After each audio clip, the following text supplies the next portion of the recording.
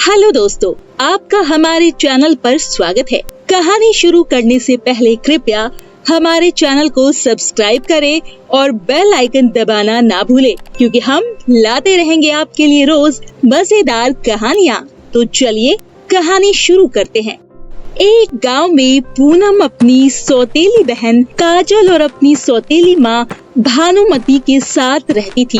पूनम का रंग सांवला था, इसीलिए उसे कोई भी पसंद नहीं करता था, और वहीं उसकी सौतेली बहन काजल का रंग बहुत ही ज्यादा गोरा था। ऐसे ही कुछ दिन बीत जाते हैं।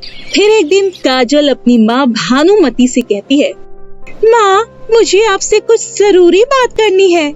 हाँ बेटी, बताओ क्या बात करनी है। आपको तो पता है ना कि इस पूनम की वजह से हमारी कितनी बदनामी होती है। लोग इसके सांवलेपन की वजह से हमें चार बातें हमेशा सुनाते हैं। हाँ बेटी, मैं भी यही सोच रही थी कि इस पागल को इस घर से कैसे निकालूं। बस ये सोचकर रुक जाती हूँ कि कहीं तुम्हारे पापा को पता चल गया तो पता नहीं वो हमारे साथ क्या करेंगे। माँ, क्या ये बचपन में किसी कोयले की खान में गिर गई थी जो ये इतनी ज्यादा काली है? नहीं बेटी, ये किसी कोयले की खान में नहीं गिरी थी, बल्कि ये बचपन से ही काली है। पता नहीं ये इतनी काली कैसे हो गई। सुन पूनम, जा और जाकर खाना पका, और हाँ, उसके बाद जाकर झाड़ू पोछा भी कर देना। पूनम अपनी माँ की बातें सुनकर उनसे कहती है, माँ, आप मुझे ऐसा क्यों कहती हो कि मैं काली हूँ, और साथ ही साथ आप दोनों मेरी हर वक्त बेइज्जती करती रहती हो। अगर भगवान ने मुझे ऐसा ही बनाया है तो भला इसमें मेरी क्या गलती है? अरे अरे, बस भी कर, ये क्या बोल रही हो? तुझे पता भी है कि तू अपनी माँ से बात कर रही है? तेरी इतनी हिम्मत कैसे हो गई मुझसे जुबान लगाने की? मैं आपसे जुबान नहीं लगा रही हूँ, बल्कि मैं तो बस आपसे यही कह रही हूँ कि आप सब मेरे साथ ऐसा क्यों करती हो? ये सब तू बोल रही है? रुक, आज मैं तेरी जुबान बंद ही कर देती हूँ, तब जाकर तेरी अकल ठिकाने आएगी। इतना कहने के बाद भानुमती पूनम को पीटने लगती है। काफी देर की पिटाई करने के बाद वो पूनम से कहती है, अब समझ आया कि माँ से जुबान लड़ाने का नतीजा क्या होता है। सीधे पाँव यहाँ से निकल जा और जाकर खाना पका, समझी?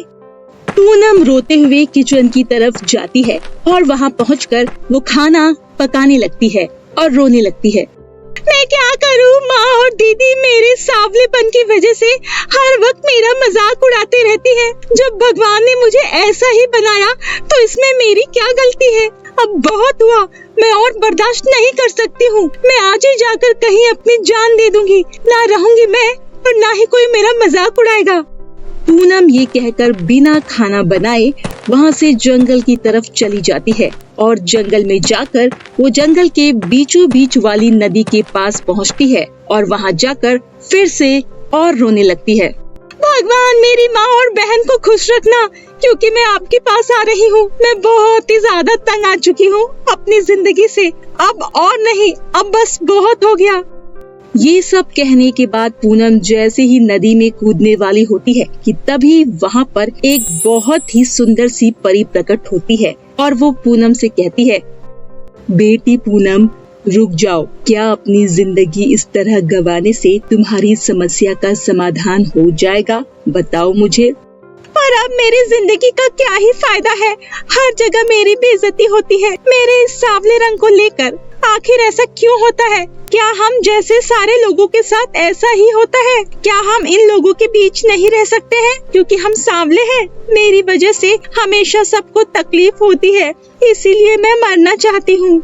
हाँ, मैं समझती हूँ कि तुम्हारे साथ बहुत गलत हुआ है, पर अब तुम घबराओ नहीं। मैं तुम्हारी इस समस्या का हल करूँगी। चलो, मैं अपने साथ तुम्हें कहीं ले चलती हूँ।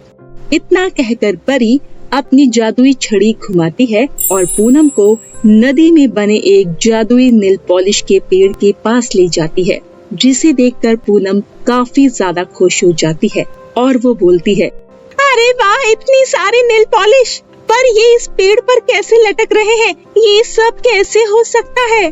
अरे पूनम, ये कोई आम पेड़ नहीं है और ना ही ये कोई आम नील पॉलिश है, बल्कि ये इस जादुई पेड़ के जादुई नील पॉलिश है।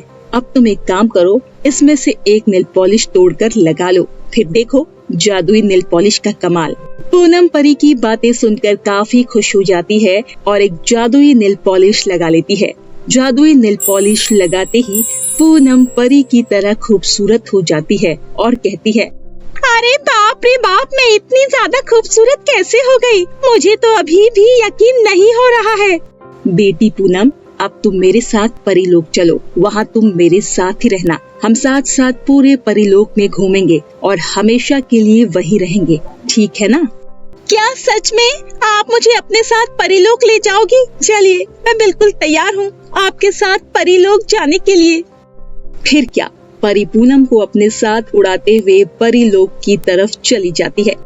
तो मेरे प्यारे दोस्तों, कैसी लगी आपको हमारी ये कहानी? हमें नीचे कमेंट करके जरूर बताएं और इसे अपने दोस्तों के साथ भी शेयर करें। और हाँ दोस्तों, अगर आपने अभी तक हमारे चैनल को सब्सक्राइब नहीं किया तो जल्दी से नीचे लाल कलर का बटन दबाकर अभी सब्सक्राइब करें और बेल आइकन दबाना ना भूलें, ताकि आप ऐसी ही नई मजेदार कहानियाँ देख सके। तो दोस्तों, तब तक के लिए आप अपना ध्यान रखें। धन्यवाद।